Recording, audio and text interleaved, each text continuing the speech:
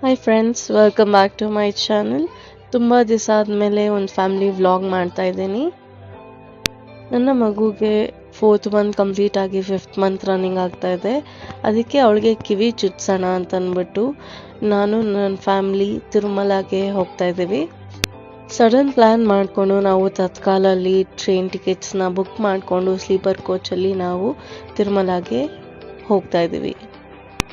ನಮ್ಮ ಫ್ಯಾಮಿಲಿ ಕಡೆ ಮತ್ತು ನಮ್ಮ ಸಂಪ್ರದಾಯದ ಪ್ರಕಾರ ನಾವು ಎಲ್ಲ ಮಕ್ಕಳಿಗೂ ತಿರುಮಲಲ್ಲೇ ಕಿವಿ ಚುಚ್ಚಿಸ್ತೀವಿ. ತುಂಬ ಜನಕ್ಕೆ ಗೊತ್ತಿರಲ್ಲ ಅಲ್ಲಿ ಕಿವಿ ಚುಚ್ತಾರಾ ಇಲ್ವಾ, ಮತ್ತು ಎಲ್ಲಿ ಚುಚ್ತಾರೆ, ಎಷ್ಟು ಚಾರ್ಜ್ ಮಾಡ್ತಾರೆ, ಪ್ರೊಸೀಜರ್ ಏನು ಅಂತ ಈ ಕಂಪ್ಲೀಟ್ ವಿಡಿಯೋ ನೋಡಿ ನಿಮಗೆಲ್ಲ ಗೊತ್ತಾಗುತ್ತೆ. ನಾವು ತಿರುಪತಿಗೆ ರೀಚ್ ಆದ್ವಿ. ಇದು ಅರೌಂಡ್ 8 o'clock ಅಲ್ಲಿ ತುಂಬ ಫಾಗ್ ಇತ್ತು ಮತ್ತು ತುಂಬ ರಶ್ ಇತ್ತು. ಸೊ ನಾವು ಮೆಟ್ಲು ಹತ್ಕೊಂಡು ಹೋಗ್ಬೇಕು ಅಂತ ಅಂದ್ಬಿಟ್ಟು ನಾವು ಅಲಿಪಿರಿಗೆ ಬಂದಿದ್ದೀವಿ. ನೋಡ್ಬೋದು ವ್ಯೂ ಎಷ್ಟು ಚೆನ್ನಾಗಿದೆ ನೋಡಿ. ತುಂಬ ಫಾಗ್ ಇತ್ತು, ನಾವು ಹೋದಾಗ ತುಂಬ ಚಳಿನೂ ಇತ್ತು. ಆಮೇಲೆ ಫ್ರೆಂಡ್ಸ್ ಮಕ್ಕಳು ಇರೋರು ಅಂದರೆ 1 year ಬಿಲೋ ಮಕ್ಕಳು ಇರೋರಿಗೆ ಸುಪಥಮ್ಮನೋ ಎಂಟ್ರಿಯಿಂದ ಫ್ರೀಯಾಗೆ ಕಳಿಸ್ತಾರೆ, ಫ್ರೀ ದರ್ಶನ ಆಗುತ್ತೆ. ಅದ್ರ ಬಗ್ಗೆನೂ ನಾನು ನಿಮಗೆ ತಿಳಿಸ್ತೀನಿ ಈ ವಿಡಿಯೋಲಿ. ಸೊ ಎಲ್ಲೂ ಮಿಸ್ ಮಾಡಿದೆ, ಸ್ಕಿಪ್ ಮಾಡಿದೆ, ಈ ವಿಡಿಯೋನ ಕಂಪ್ಲೀಟಾಗಿ ನೋಡಿ. ನಾವು ಮಾರ್ನಿಂಗ್ 8 o'clock ಇಂದ ಸ್ಟಾರ್ಟ್ ಮಾಡಿದ್ವಿ. ನೋಡಿ ಇಲ್ಲಿ ನೋಡ್ಬೋದು ಆಲ್ಮೋಸ್ಟ್ ರೀಚ್ ಆಗಿದ್ದೀವಿ. ಇದು ಸಂಜೆ ಆಗ್ತಾ ಬರ್ತಾ ಇದೆ. ಸೊ ಎಲ್ಲರೂ ನಾವು ಮೆಟ್ಲು ಹತ್ಕೊಂಡು ದೇವ್ರ ದರ್ಶನಕ್ಕೆ ಹೋಗಬೇಕು ಅಂತ ಮೇಲೆ ಹೋಗ್ತಾ ಇದ್ದೀವಿ.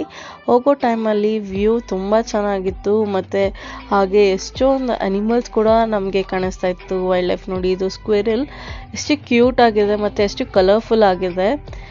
ಇಲ್ಲೆಲ್ಲ ಹೋಗುವಾಗ ತುಂಬ ಟೈಮ್ ಪಾಸ್ ಆಗುತ್ತೆ, ಫ್ಯಾಮಿಲಿ ಜೊತೆ ಹೋದ್ರೆ ಇನ್ನೂ ಚೆನ್ನಾಗಿರುತ್ತೆ. ನೋಡಿ ಇಲ್ಲೆಲ್ಲ ನೋಡ್ಬೋದು ಎಲ್ಲ ಡೀಸ್ ಅಂತೆ ಬೇರೆ ಬೇರೆ ಅನಿಮಲ್ಸ್. ಮತ್ತು ಇಲ್ಲಿ ಕಾಣಿಸ್ತಾ ಇರೋಂಥ ಕಲರ್ಫುಲ್ ಸ್ಕ್ವಿರಲ್ ತುಂಬ ಅಂದರೆ ತುಂಬ ಅಟ್ರಾಕ್ಟ್ ಆಗ್ತಾಯಿತ್ತು.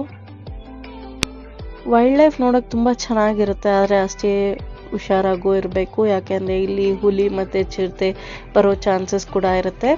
ಅದಕ್ಕೆ ಅಲ್ಲಿ ಬೋರ್ಡ್ ಹಾಕಿರ್ತಾರೆ ಎಲ್ಲರೂ ಗುಂಪಾಗಿ ಹೋಗಿ ಅಂತ ಅಂದ್ಬಿಟ್ಟು. ಸೊ ನೀವು ಗುಂಪಲ್ಲಿ ಹೋದರೆ ಏನೂ ಆಗಲ್ಲ.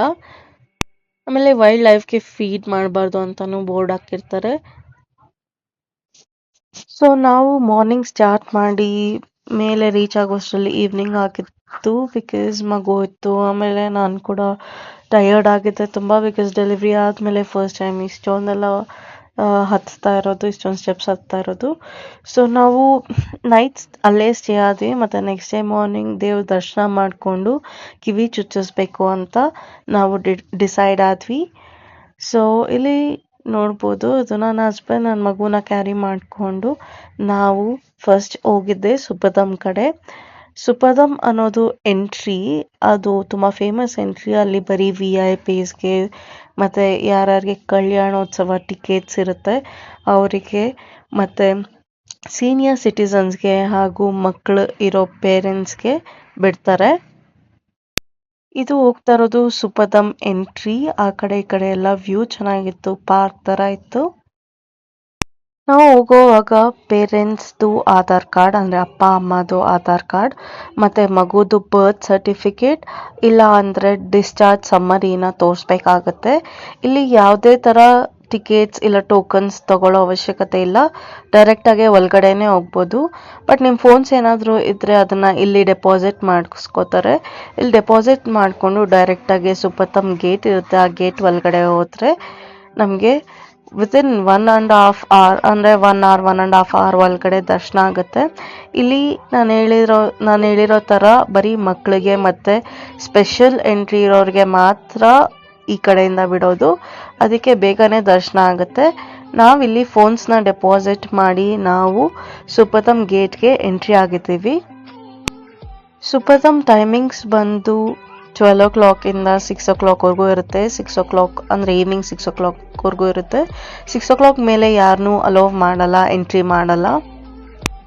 ನಾವು ಹೋಗಿರೋದು ಸಂಡೇ, ಸೊ ಅದಕ್ಕೆ ಆಲ್ಮೋಸ್ಟ್ ಕ್ಯೂ 10 ಗಂಟೆಯಿಂದನೇ ಇತ್ತು. ತುಂಬ ರಶ್ ಇದ್ದರು, ಎಲ್ಲರೂ ಮಕ್ಕಳನ್ನ ಕ್ಯಾರಿ ಮಾಡ್ಕೊಂಡಿದ್ರು. ಅವತ್ತು ಕಲ್ಯಾಣೋತ್ಸವನೂ ಇರೋದ್ರಿಂದ 2 ಎಲಿಫೆಂಟ್ಸ್ ಕೂಡ ಬಂದಿತ್ತು.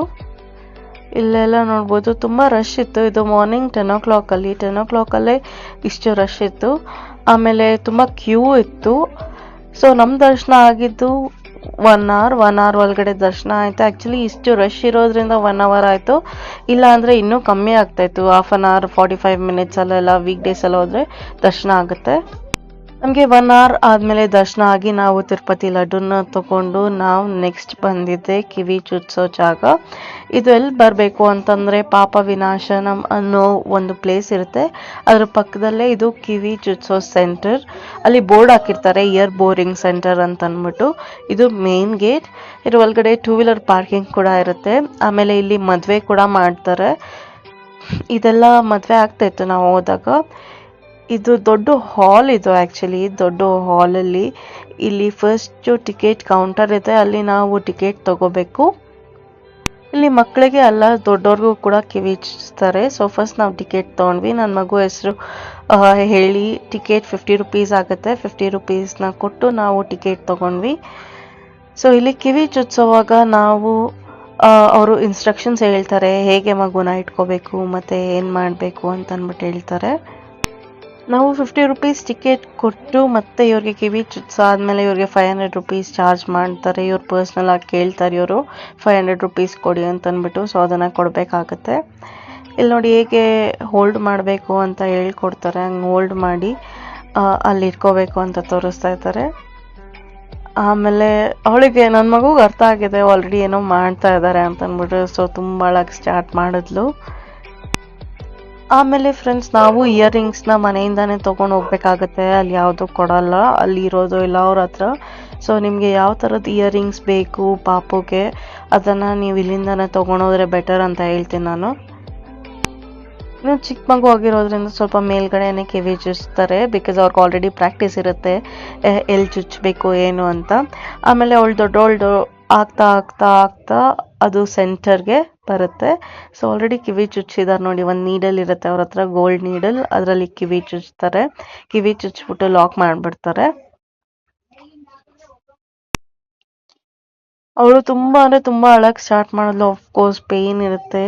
ಸೊ ತುಂಬ ಜನ 11 monthsಗೆ ಕಿವಿ ಚುಚ್ಚಿಸ್ತಾರೆ. ಬಟ್ ನಾವು ಮುಂಚೆನೇ ಚುಚ್ಚಬೇಕು ಅಂತ ಡಿಸೈಡ್ ಮಾಡಿದ್ವಿ. ಯಾಕೆಂದರೆ ಅವಳಿಗೆ ಈಗ ಅಷ್ಟು ಪೇಯ್ನ್ ಗೊತ್ತಾಗಲ್ಲ. 5 months ಬೇಬಿಗೆ ಅಷ್ಟೊಂದು ಪೇಯ್ನು ಅದು ಇದು ಏನು ಗೊತ್ತಾಗಲ್ಲ. ಅದೇ 11 months ಆದರೆ ತುಂಬ ಪೇಯ್ನ್ ಆಗುತ್ತೆ, ತುಂಬ ಗೊತ್ತಾಗುತ್ತೆ ಅವರಿಗೆ, ಆ ಫೀಲ್ ಮಾಡ್ಕೋತಾರೆ. ಅದಕ್ಕೆ ಅದು ಬೇಡ ಅಂತ ಅಂದ್ಬಿಟ್ಟು ನಾವು ಇಷ್ಟು ಬೇಗನೆ ಚುಚ್ಚಿಸ್ಬಿಡ್ತಾ ಇದ್ದೀವಿ. ಆಮೇಲೆ ನಮ್ಮ ಮನೆ ಕಡೆನೂ ಅಷ್ಟೇ ತುಂಬ ಬೇಗ ಮಕ್ಕಳಿಗೆ ಕಿವಿ ಚುಚ್ತಾರೆ. 3rd monthಲ್ಲಿ 5th monthಲ್ಲಿ 7th monthಲ್ಲಿ ಹಂಗೆ ಮಾಡ್ತಾರೆ. ಫಸ್ಟ್ ರೈಟ್ ಇಯರ್ಗೆ ಕಿವಿ ಚುಚ್ತಾರೆ. ಕಿವಿ ಚುಚ್ಚಾದ್ಮೇಲೆ ನೆಕ್ಸ್ಟ್ ಲೆಫ್ಟ್ ಇಯರ್ಗೆ ಚುಚ್ತಾರೆ. ಅದಾದಮೇಲೆ ಅವರು ಒಂದು ಸ್ವಲ್ಪ ಟರ್ಮರಿಕ್ನ ಹಚ್ಬಿಡ್ತಾರೆ. ಟರ್ಮರಿಕ್ ಯಾಕೆ ಹಚ್ತಾರೆ ಅಂದರೆ ಇನ್ಫೆಕ್ಷನ್ ಆಗಬಾರ್ದು ಅಂತ. ಅದು ಆ್ಯಂಟಿಬಯೋಟಿಕ್ ಇರೋದ್ರಿಂದ ಅದು ಇನ್ಫೆಕ್ಷನ್ ಆಗಲ್ಲ. ಅವಳು ತುಂಬ ಹತ್ತು ಸುಸ್ತಾದ್ಲು ಆ ಪೇನಿಗೆ. ನಮಗೂ ಬೇಜಾರಾಯಿತು. ಬಟ್ ಏನು ಮಾಡೋದು, ಇದು ನಡೀಲೇಬೇಕು. ಆ್ಯಂಡ್ ಫಸ್ಟ್ ಟೈಮ್ ಒಂದು ಸತಿ ಅಷ್ಟೇ ಮಾಡ್ಕೊಳ್ಳೋದು ಇದು ಲೈಫಲ್ಲಿ. ಸೊ ಪೇನಾದ್ರು ಏನು ಮಾಡೋಕ್ಕಾಗಲ್ಲ. ನಮಗೂ ಬೇಜಾರಾಯಿತು ಪಾಪ ಅವಳು ಅಳೋದ್ರಿಂದ. ಸೊ ಅವ್ರ ಕಿವಿ ಚುಚ್ಚಾದ್ಮೇಲೆ ಅವರು ಪುರೋಹಿತರು ಆಶೀರ್ವಾದ ಮಾಡ್ತಾರೆ. ಅಪ್ಪ ಮಗು ಹೇಳ್ತಾರೆ ಆಶೀರ್ವಾದ ಮಾಡೋಕ್ಕೆ. ಸೊ ಅಕ್ಷತೆ ಕಾಳನ್ನ ನಮಗೆ ಕೊಟ್ಬಿಟ್ಟು ಮಗುಗೆ ಆಶೀರ್ವಾದ ಮಾಡಿ ಅಂತ ಹೇಳ್ತಾರೆ. ಇದಾದಮೇಲೆ ನಾವು ಅವರಿಗೆ ತಾಂಬೂಲ ಕೊಡಬೇಕಾಗತ್ತೆ. ಎಲೆ, ಅಡಿಕೆ ಮತ್ತು ಒಂದು ಹಣ್ಣು, ಪಂಚೆ, ಶೆಲ್ಲ ಮತ್ತು ಒಂದು ಟವಲ್, ಇದನ್ನೆಲ್ಲ ಸ್ವಲ್ಪ ಅಕ್ಕಿ ಎಲ್ಲ ಸೇರಿಸಿ ಒಂದು ಪ್ಲೇಟಲ್ಲಿ ಇಟ್ಕೊಂಡು 500 ರೂಪಾಯಿ ದಕ್ಷಿಣೆ ಜೊತೆಗೆ ಅವ್ರಿಗೆ ಕೊಡಬೇಕಾಗತ್ತೆ. ಕಿವಿ ಚುಚ್ಚಾದ್ಮೇಲೆ ನಾವು ಆಶೀರ್ವಾದ ಮಾಡ್ತೀವಿ. ಮಗುವಿಗೆ ಆಶೀರ್ವಾದ ಮಾಡಿ ನಾವು ನೆಕ್ಸ್ಟ್ ಊಟಕ್ಕೆ ಹೋಗೋಣ ಅಂತ ಅವ್ರ ಕಡೆ ಬಂದು ಇಷ್ಟೊಂದು ಊಟ ಆಯಿತು. ತುಂಬ ಚೆನ್ನಾಗಿತ್ತು.